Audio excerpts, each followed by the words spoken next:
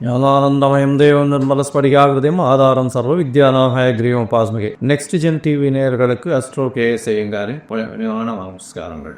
வார பலன் 23/12/2024 29/12/2024 வரை உண்டான வாரத்திற்கு மேஷம் முதல் மீனம் வரை என்னென்ன பலன்கள்னு பார்ப்போம். முதல்ல இந்த வாரத்துக்கு உண்டான கோல்சாரம் என்ன, இந்த வாரத்தில் வரக்கூடிய விசேஷ நாட்கள் என்ன, அதற்கு பிறகு இந்த வாரத்தில் எந்தெந்த ராசிக்காரர்களுக்கு சந்திராஷ்டம், இதை வருஷப்படுத்தி நம்ம பார்க்கலாம்.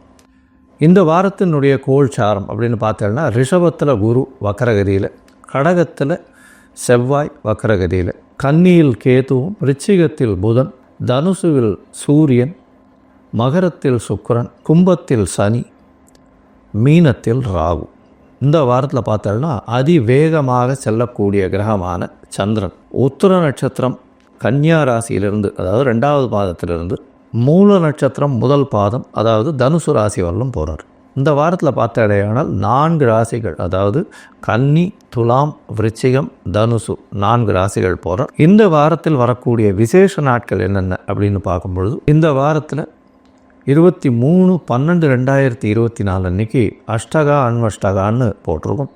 அதாவது பொதுவாக ஒரு வருஷத்திற்கு 96 நாட்கள் தர்ப்பணம் செய்ய வேண்டிய நாட்கள் பித்திருக்களுக்கு உண்டானது. இதில் பார்த்தாலேயானால் அஷ்டகா அன்வஷ்டகா அப்படின்றது மார்கழி மாதத்தில் வரக்கூடிய கிருஷ்ணபக்ஷ சப்தமி, அஷ்டமி, நவமி இந்த 3 நாட்களும் தர்ப்பணம் பண்ணணும். அந்த மாதிரி மார்கழி, தை, மாசி, பங்குனி இந்த 4 மாதங்களும் 3 நாள் 12 நாள் பண்ண வேண்டிய கட்டாயம். இது ரொம்பவும் விசேஷமானது, மிகவும் முக்கியமானதும் கூட. உங்களுடைய அருகில் இருக்கக்கூடிய சம்பிரதாயத்தை பேஸ் பண்ணி இருக்கக்கூடிய வாத்தியார்களை கேட்டு தெரிஞ்சுக்கோங்க. இந்த வாரத்தில் பார்த்தேடையானால் ஏகாதசி எண்ணிக்கை அப்படின்னா 26ஆம் தேதி எண்ணிக்கை ஏகாதசி வருது. வைணவர்களுக்கு மிகவும் பெரிய ஏற்றமான காலம் இது. ஏகாதசி தேய்பிரையில் வருது. அதுக்கப்புறம் வளர்பிரையில் வரக்கூடிய ஏகாதசியில் பார்த்தேடையானால் அது வைகுண்ட ஏகாதசி. இது தேய்பிரையில் வரக்கூடிய ஏகாதசி. இதற்கு அடுத்த ஏகாதசி வைகுண்ட ஏகாதசி. அந்த ஏகாதசி அன்றைக்கே சுவாதி நட்சத்திரம். சுவாதி நட்சத்திரம்னு சொல்லக்கூடியது ராகுவினுடைய நட்சத்திரம், அதுவும் நரசிம்ம பெருமானுடைய நட்சத்திரம். அதாவது ராகுவினுடைய நட்சத்திரம் அப்படின்னு சொன்னாலே திருவாதிரை, சுவாதி, சதயம் இந்த 3 நட்சத்திரம் ரொம்பவும் விசேஷமானது. திருவாதிரை சிவனுக்கு ரொம்பவும் விசேஷம். ஆதிரை அதாவது திரு என்ற அடைமொழி கொண்டது 2 நட்சத்திரம், ஒன்று திருவோணம், இன்னொன்று திரு ஆதிரை. இந்த 2 நட்சத்திரமுமே மிகவும் விசேஷம். இதில் பார்த்தேன்னா ஆதிரை நட்சத்திரத்தை பொறுத்தவரையிலும் சிவபெருமானுக்கும், ஸ்ரவண நட்சத்திரம் ஓண நட்சத்திரத்தை பொறுத்தவரையிலும் பெருமானுக்கும் மிகவும் பிரசித்தியாக சொல்லக்கூடியது. இதில் திருவாதிரை நட்சத்திரம் ராகுவனுடைய நட்சத்திரம். அதே மாதிரி சுவாதி நட்சத்திரம் நரசிம்ம பெருமாள் நட்சத்திரம், லக்ஷ்மி நரசிம்மனுடைய நட்சத்திரம். அதே மாதிரி சதய நட்சத்திரம் அப்படின்னு பார்த்தாலே ஆனால் இந்திரனுக்கு உண்டான நட்சத்திரம். அதனால் ராகுவினுடைய நட்சத்திரங்கள் எல்லா நட்சத்திரங்களும் ஐஸ்வர்யத்தை கொடுக்கக்கூடிய நட்சத்திரங்கள். இந்த காலகட்டத்தில் அதாவது லக்ஷ்மி நரசிம்மரை வணங்குறது, அதாவது சுவாதி நட்சத்திரம் ஏகாதசி எல்லாம் வர்றதுனால லக்ஷ்மி நரசிம்மரை வணங்குறது ரொம்பவும் விசேஷமானது. இந்த 26/12/2024 அன்றைக்கி வரக்கூடிய ஏகாதசி அன்னைக்கு. அதுக்கு அடுத்த நாள் மகாபெரிவரனுடைய ஜெயந்தி வருது. 27ஆம் தேதி 27/12 அன்னைக்கு அவருடைய பெரியவாளுடைய ஆராதனை வருது. 28/12/2024 அன்னைக்கு சனி பிரதோஷம். சனி பிரதோஷம் ரொம்பவும் விசேஷம். உங்களுடைய கடன் தீர்க்கும், அதுவும் தேய்பிரையில் வேறு வருது. கடன் தீர்க்கக்கூடிய நாளாக வச்சுக்கணும். இந்த சனி பிரதோஷத்தில் விரதம் இருந்த இடையானால் கண்டிப்பாக பிரதோஷ கால பூஜையும் பார்த்துட்டு, அதாவது சாயந்தரம் 5:45 6:15 மணி வரலும் உண்டான நேரத்தில் பிரதோஷ கால பூஜையையும் பார்த்துட்டு, அதற்கு உண்டான தீபாராதனையும் பார்த்துட்டு, சிவபெருமான் வலம் வர்றதையும் பார்த்துட்டு, அதுக்கப்புறம் போய் அந்த பிரசாதத்தை சாப்பிட்டுட்டு அதுக்கப்புறம் உபவாசத்தை முடிக்கிறது பெரிய விசேஷம். இதன் மூலியமாக நீங்கள் நினைத்த காரியங்கள் அனைத்தும் நடக்கும். இருக்கக்கூடிய கஷ்டங்கள் அனைத்தும், உடல் நலத்தில் இருக்கக்கூடிய கஷ்டங்கள், அது தவிர பண கஷ்டம், கடன், இந்த மாதிரியான, அதாவது கடன் திருப்பி கொடுக்க முடியாத அளவுக்கு கழுத்துக்கு மேலே கடன் இருக்கிறது எல்லாமே இந்த சனி பிரதோஷத்தின் மூலியமாக குறையக்கூடிய வாய்ப்புகள் உண்டு. ஆயுள் கண்டங்களில் இருப்பவர்களுக்கு ஆயுள் கண்டங்கள் நீங்கக்கூடிய வாய்ப்புகள் நிச்சயமாக உண்டு. சரி, இந்த வாரத்தில் எந்தெந்த ராசிக்காரர்களுக்கு சந்திராஷ்டமம் அப்படின்னு பார்த்தோம்னா, கும்பம், மீனம், மேஷம், ரிஷபம் இந்த 4 ராசிக்காரர்களுக்கும் சந்திராஷ்டமம் இருக்குது. சந்திராஷ்டமம்னா உங்களுடைய பிறந்த ராசியில் இருந்து 8வது ராசியில், அதாவது 8வது ராசியில் சந்திர பகவான் இருக்கக்கூடிய காலகட்டத்தை சந்திராஷ்டமம்னு சொல்கிறோம்.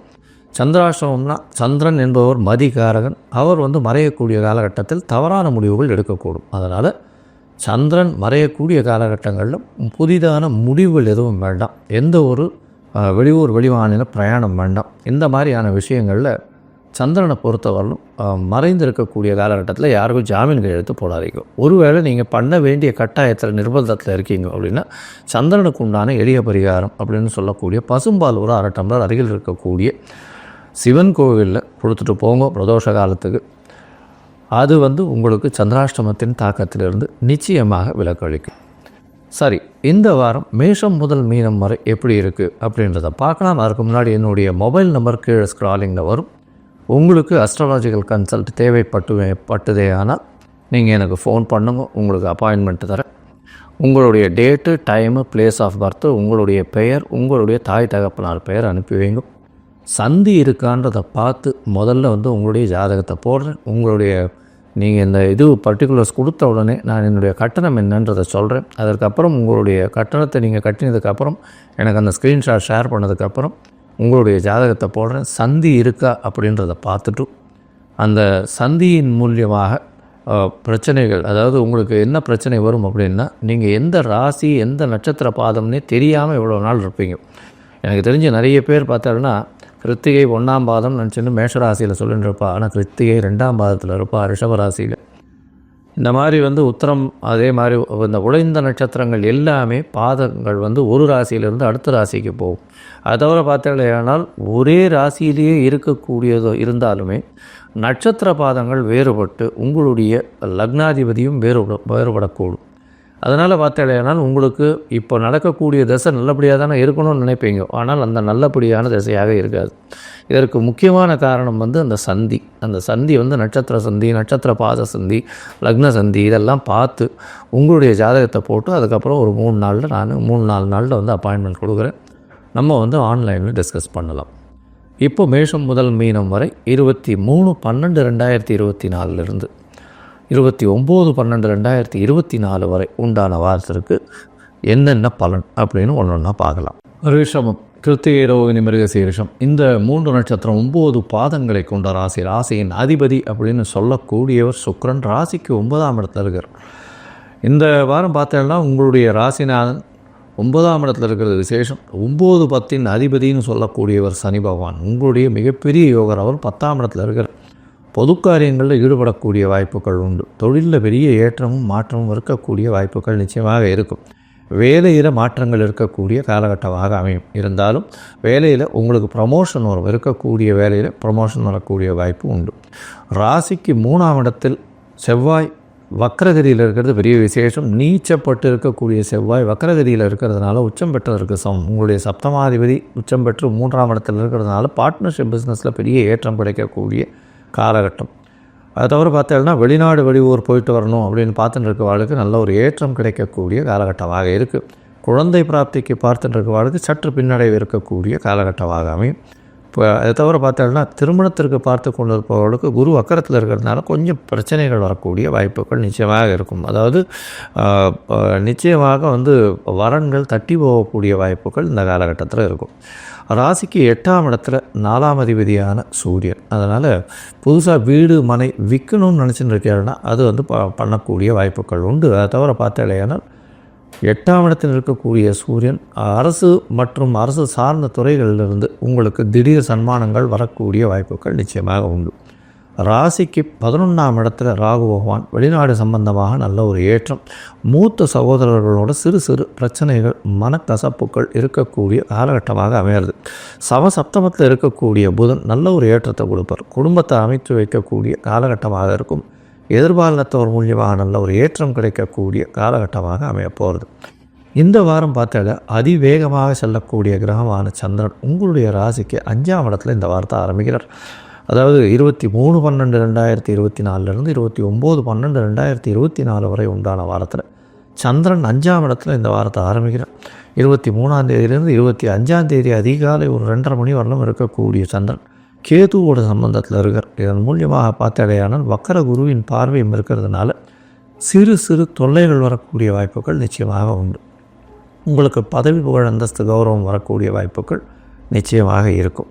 அதை தவிர பார்த்தலையானா உங்களுடைய ராசிக்கு படிக்கக்கூடிய குழந்தைகள் சற்று பின்னடைவை ஏற்படுத்தக்கூடிய வாய்ப்புகள் நிச்சயமாக இருக்கும். படிக்கக்கூடிய குழந்தைகளுக்கு கொஞ்சம் பின்னடைவு இருக்கும்.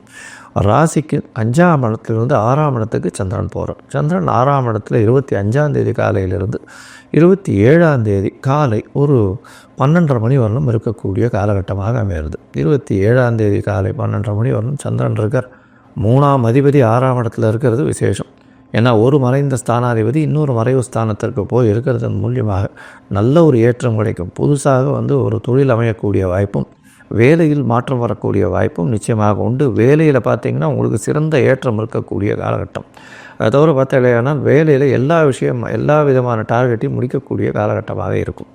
இந்த வாரம் பார்த்தோம்னா இந்த கலைத்துறையில் இருக்கிறவர்களுக்கு பெரிய யோகத்தை கொடுக்கக்கூடிய வாரமாக அமைய போகிறது. அதை தவிர பார்த்தாலேயானால் வெள்ளை ஆடைகள் கார்மெண்ட் இண்டஸ்ட்ரியில் இருக்கிறவா, அதை தவிர பால் பதனிடும் தொழிலில் இருக்கிறவாடுகள்லாம் பெரிய ஏற்றங்களும் மாற்றங்களும் இருக்கக்கூடிய காலகட்டமாக அமைகிறது. உங்களுடைய ராசிக்கு பார்த்தாலேயானால் 7ஆம் இடத்துக்கு சந்திரன் போகிறார். புதனோடு சேர்ந்து இருக்கக்கூடிய காலகட்டம். 3ஆம் அதிபதி 7ஆம் இடத்துல பரிவர்த்தனை அடைஞ்சு போகக்கூடிய காலகட்டமாக அமைகிறது. ஏன்னா 3ஆம் அதிபதி 7ஆம் இடத்துல, 7ஆம் அதிபதி 3ஆம் இடத்துல பரிவர்த்தனை அடைகிறது ரொம்பவும் விசேஷம். இதன் மூலியமாக பார்த்தாலேயானால் எதிர்பாலினத்தவர் மூலியமாக திடீர் ஏற்றம் கிடைக்கக்கூடிய காலகட்டம். அதை தவிர பார்ட்னர்ஷிப் பிஸ்னஸில் பெரிய மாற்றங்கள் வரக்கூடிய வாய்ப்புகள் நிச்சயமாக உண்டு. எதிர்பாலினத்தவர் மூலியமாகவும் நண்பர்கள் மூலியமாக நல்ல ஒரு ஏற்றம் கிடைக்கக்கூடிய காலகட்டம். எல்லா விதமான முயற்சிகளும் வெற்றி பெறக்கூடிய காலகட்டமாக அமைகிறது. இது 29ஆம் தேதி ராத்திரி ஒரு 11:30 மணி வரலும் இருக்கக்கூடிய காலகட்டம். அதற்கு பிறகு சந்திரன் உங்களுடைய ராசிக்கு 8ஆம் இடத்துல போகிறார். சந்திராஷ்டம காலமாக இருக்குது. 1ஆம் தேதி காலை ஒரு 5:30 மணி வரலும் இருக்கக்கூடிய காலகட்டமாக, அதாவது 7 மணி வரலும் 1ஆம் தேதி அன்றைக்கி 1/1/2025 7 மணி வரலும் சந்திரன் உங்களுடைய ராசிக்கு 8ஆம் இடத்துல இருக்கார். யாருக்கும் ஜாமீன் கையெழுத்து போடாதீங்க. சந்திராஷ்டம காலமாக இருக்குது. புது முயற்சிகள் வேண்டாம். வெளியூர் வெளிமாநில பிரயாணம் வேண்டாம்னு சொல்கிறோம். ஒருவேளை செய்ய வேண்டிய கட்டாயம் இருந்தது. ஏன்னா சந்திர பகவானுக்கு உண்டான எளிய பரிகாரம் நான் சொன்னது மாதிரி செஞ்சுட்டு போகிறதன் மூலியமாக சந்திராஷ்டமத்தின் தாக்கம் குறையும். இந்த வாரம் நீங்கள் அருகில் இருக்கக்கூடிய நரசிம்ம பெருமாளை போய் சேவிச்சுட்டு வாங்க. ஏன்னா சுவாதி நட்சத்திரம் வேறு வருது. நரசிம்மரை போய் சேவிச்சுட்டு வாங்க. உங்களுக்கு எல்லா விதமான எதிர்ப்புகளிலிருந்தும் வெற்றி வரக்கூடிய வாய்ப்புகள் நிச்சயமாக உண்டு.